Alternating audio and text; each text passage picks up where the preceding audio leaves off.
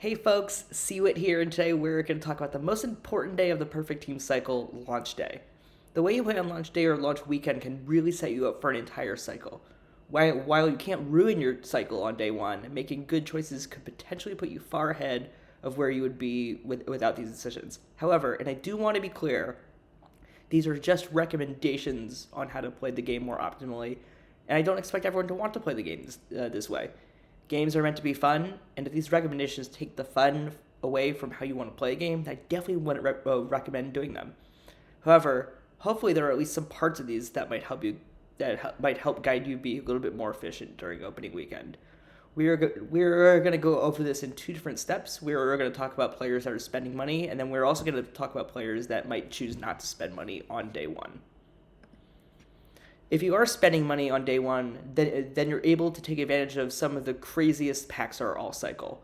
The live cards are going for exorbitant amounts, so the money you put in will lead to the most in-game currency that will all cycle. However, timing does mean everything.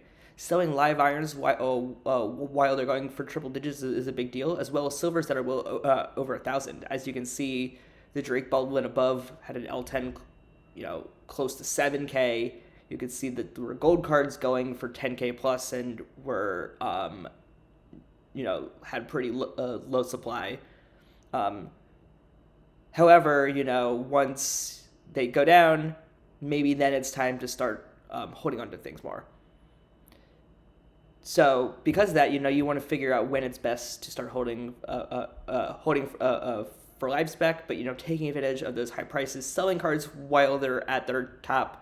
Live cards all end up going down to quick sell at some point, so you definitely want to take advantage of selling your duplicates while they're hot.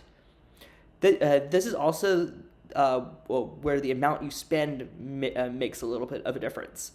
If you're a very high spender, pushing through these missions even while they're expensive gives you a ton of benefit because it allows you to have dominant tournament teams early to help push your snowball even further.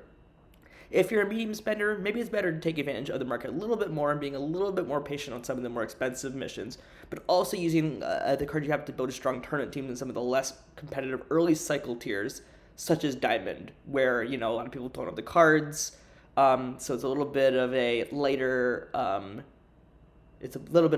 tier early on, and that might be a good place to get in and start, getting some clubhouse stars, working your way up the standings and such. If you decide to not spend additional money on points, you still have plenty of opportunities to set yourself up for success later in the cycle. Due to the way live missions work, as you can see up here, they get far less expensive each month as new cards are added to the pool. Because of that, I would highly recommend putting off finishing most of the live missions until at least the first live update. It all depends on the cost to finish. If a silver's card is going for 2K, eventually it's going to go down to quick sell price at 100 points anyways. So there's no real reason to want to lock in that 2K price when you could sell that and build up currency. Start building up your live spec coffers once cards get the quick sell price, and start building low-level tournament teams. There are plenty of iron and bronze tournaments that have a low barrier to entry and will help you produce currency. You also want to maximize the free ways of getting points, such as joining perfect drafts regularly, playing PT Live, getting PT Live rewards, and then getting all your free Twitch drops.